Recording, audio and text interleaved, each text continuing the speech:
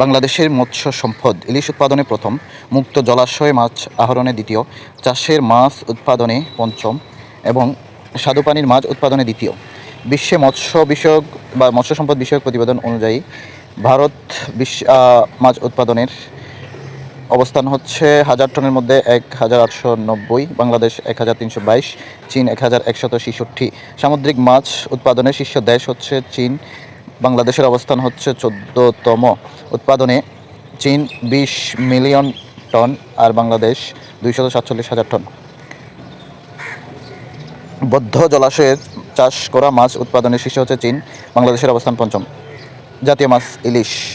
ইলিশ উৎপাদনে বাংলাদেশ বিশ্বে প্রথম এবং বিশ্বে ইলিশ উৎপাদিত হয় 11টি দেশে।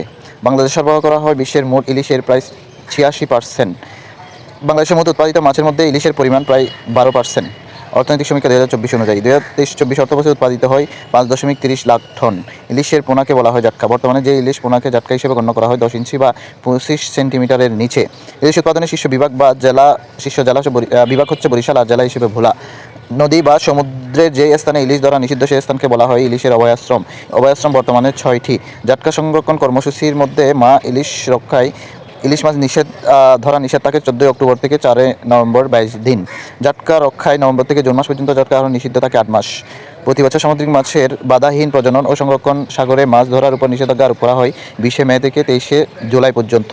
মৎস্য গবেষণা ইনস্টিটিউট প্রতিষ্ঠিত হয় 1984 সালে বাংলাদেশ কৃষি বিশ্ববিদ্যালয় ক্যাম্পাস সংলগ্ন এলাকায়।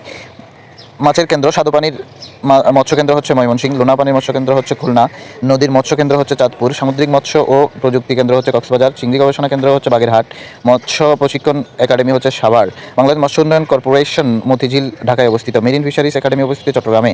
চিংড়ি সম্পর্কে কিছু তথ্য। বাংলাদেশে বাগদা চিংড়ি বাণিজ্যিকভাবে চাষ শুরু হয় 1976 সাল থেকে। চিংড়ি চাষের জন্য বিখ্যাত জেলা হচ্ছে সাতক্ষীরা, খুলনা, বাগেরহাট, কক্সবাজার এবং নোয়াখালী। বাংলাদেশে চিংড়ি সম্পর্কে বলা হয় হোয়াইট গোল্ড।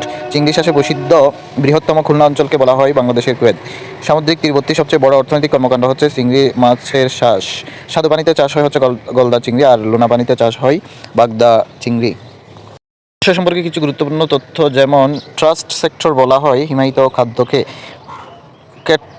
ক্যাটফিশ জাতীয় মাছ যেমন বোয়াল, শিং, মাগুর ইত্যাদি।